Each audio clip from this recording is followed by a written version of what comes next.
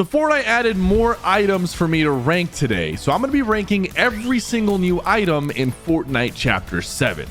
Now, I will say this chapter has a lot of very well balanced items, and there aren't any that are extremely terrible or overpowered, but I do have a list from worst to best, and I'm going to be skipping out any repeat items that we've had in previous seasons like chug jugs and minis and all that stuff. Only the new stuff. At number 15, we have the twin hammer shotguns. Again, there are no bad weapons this season, but these come pretty close to being bad, and they deserve to be at the bottom of this list. They kind of shoot like a tac shotgun, and it does hold 10 shots. So instead of 8 shots from the tac, it's a little bit more, but they're just weak shotguns. You're not really doing that much damage. It's a little bit more useful in zero build, but definitely not worth using in build mode. I'm taking the iron pump over this in both modes though.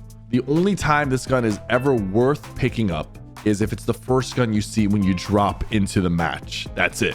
I mean, it could have been worse, but it's still in last place. Next up, we have number 14, the Ark Lightning Gun. Maybe I'm just hating on this gun because I didn't use it much so far, but I feel like it's kind of mid, especially in solos. The effect does bounce off and hits multiple targets, but how realistic is it that you're going to be hitting multiple players with this gun at once? The splash damage is okay if you don't have good accuracy, but most players who are accurate aren't really going to be doing that much damage with this anyways. And in most scenarios, using a regular assault rifle or SMG to shoot at a player is going to be better than using the Ark Lightning Gun. I just feel like this gun needed to have some sort of special effect where if you hit a player with this, they get electrified, or it has the ability to EMP cars and shut them down. Because the main appeal of this gun is the fact that it can hit multiple people. But like I said, I have rarely had any scenarios where I had more than one player getting hit by the Ark Lightning Gun. And the damage output is okay, but it's not as good as just using a shotgun or AR, which is why it's number 14 on this list in second last place. Number 13 is the self-revive device. Now, I will say this device has gotten me one win this season, and I've managed to pull off a self-revive maybe 2 or 3 times only. I know they made it a little bit faster, but especially in solos, if anybody ever gets knocked, that player immediately knows that that other player who's a solo has a self-revive. So they're always going to prioritize bursting you as quickly as possible. In squads and duos and trios, there's a higher chance that you get a self-revive off if your teammates can keep the other players off of you. But it's so rare for this to work that last week Fortnite had to buff it and allow the self-revive to happen a little bit faster, but I still don't see it being as useful as people thought it was going to be. It's definitely a cool concept though. It might need some more tweaks for it to be in a nice spot, and I'm glad that Epic is actually trying things with the self-revive, but as it currently stands, I gotta keep it low on this list.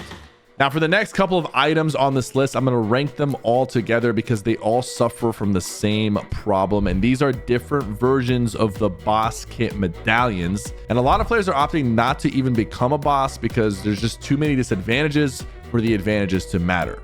At 12, if you're Tim the Tatman or Chica, this boss's ability might come in handy because Human Bill allows you to activate a sort of low gravity mode where you don't take any fall damage for about 20 seconds. Of course, you get the increased stamina so you can sprint for longer, and you summon 2 henchmen and get overshield for about 90 seconds as long as you have your medallion in your inventory. But all of the boss medallions have an issue, and that's the fact that the boss is marked on the map permanently, and if a player is close enough to you, they even see your nameplate and your health and shield. So a lot of top players are not even becoming bosses. It is a little bit fun and can be useful, but most of the times it's actually overall better just to skip the boss medallion and only take their mythic weapons.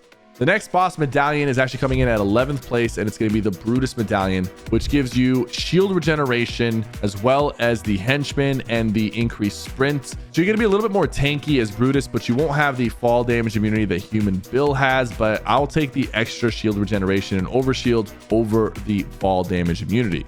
But the best boss kit comes in at number 10, and that's going to be for Haze, which gives you a 0-point dash that regenerates every few seconds, and you can use it for as much as possible during the 90-second window of your boss activation.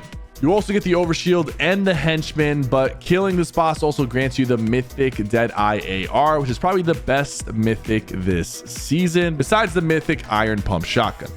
But we're not ranking the mythics, we're ranking the actual boss transformation, and for all the reasons I gave earlier, these have to stay low on this list until Fortnite makes some adjustments to the boss mechanic. At number 9, we have the Hollow Rush SMG. And honestly, the reason why this is low on this list is because in any scenario where you're using this SMG, you are better off just using an assault rifle like the Enforcer or the Deadeye. The thing about this SMG is that while it does some decent damage, it has a huge damage drop off. It doesn't do a lot of damage to structures, and overall it doesn't really fit the role that it's trying to fill. You might get some kills with it off spawn, but you're going to quickly drop this for a different SMG, a sniper, or just using any of the assault rifles that are in the loot pool. At number 8, we have the tactical pistol, and the pistol is actually better than the SMG as well. It has a pretty good rate of fire, a good headshot multiplier. With a rare pistol or higher, you can kill someone in just 4 headshots, and the pistol only has 15 bullets, but the reload is pretty fast. The damage drop off from long range isn't too bad compared to the Hollow Rush SMG, and it's actually one of the highest damage per second weapons from long range, just slightly beating out the Enforcer AR, which is huge considering this is a pistol. The only downside for this pistol is it does have a pretty high recoil, but if you know how to control it, you're going to absolutely beam with this thing. With that being said, a lot of pros choose this gun over the SMG because in the hands of someone with really good aim, the recoil doesn't really matter. At 7, we have Wingsuits. These are very fun and extremely well designed, using your momentum to kind of dive down and swoop in. It's actually a very, very unique movement item. And a lot of players are mastering how to use the wingsuits in different ways. However, the wind up when you activate the wingsuits is pretty slow and you can get beamed out of the sky pretty easily, especially if you're just going in a straight line or if you don't know how to use them. You do get 10 uses with the wingsuit and it has a 20-second cooldown, which is not too bad. And right when you land with the wingsuit, you can instantly start building or shooting your gun, allowing you to transition quickly from flying to fighting. It's actually an extremely balanced movement item. I find this item way less frustrating to deal with than people who just shockwave spam, which is still an issue in this chapter. The wingsuits, however, sometimes people get away, but most of the times I'm able to fry them out the sky. And it's come in handy for me personally. You just got to know when to use it.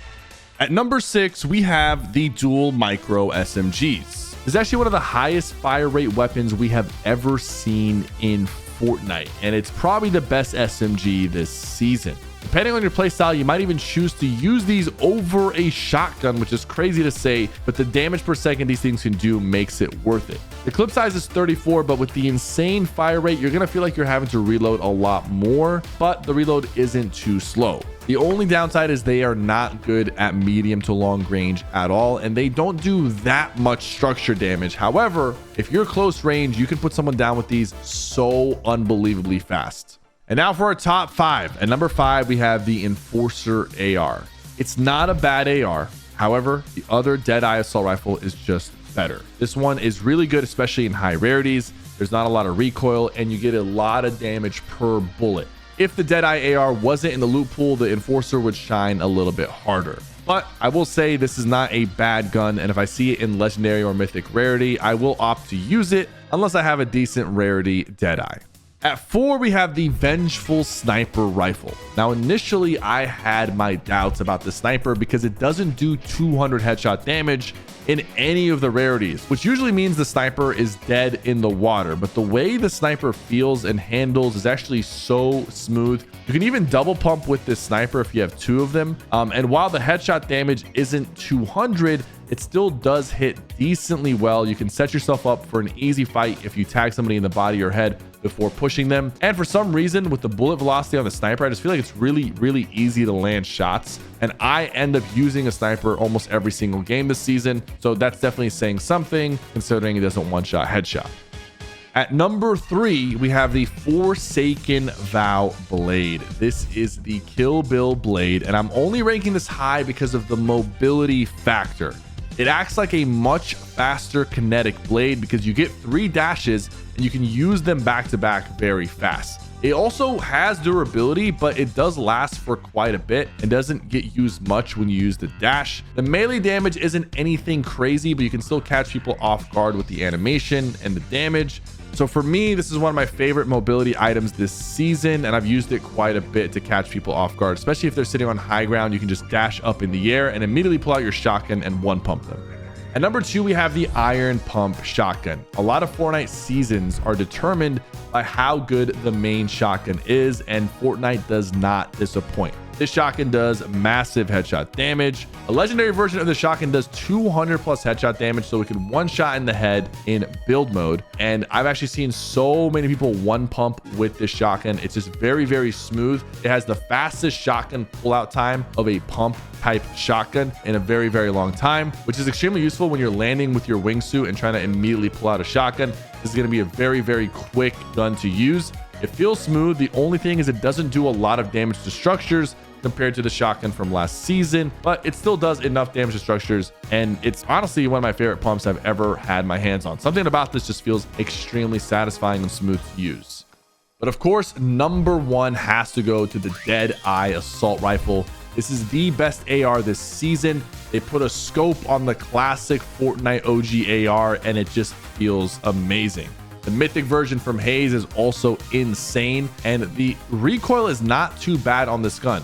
It's very, very easy to control. You can get some straight beams with it, and it might even be better than the Hollow Twister AR from last chapter, which is insane to think about. On top of that, controller players can actually L2 spam with this gun. So they actually brought back an OG mechanic controller players used to abuse by spamming the aim down sight, which is L2 spamming to lock on to players. And as far as I know, that is still a thing with the Dead Eye AR. So for the controller players out there, use that before they remove it.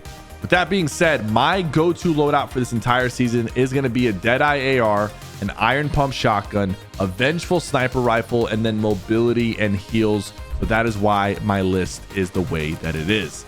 Hopefully you guys agree with my list. If you don't, let me know in the comments down below, and don't forget to like and subscribe for more content.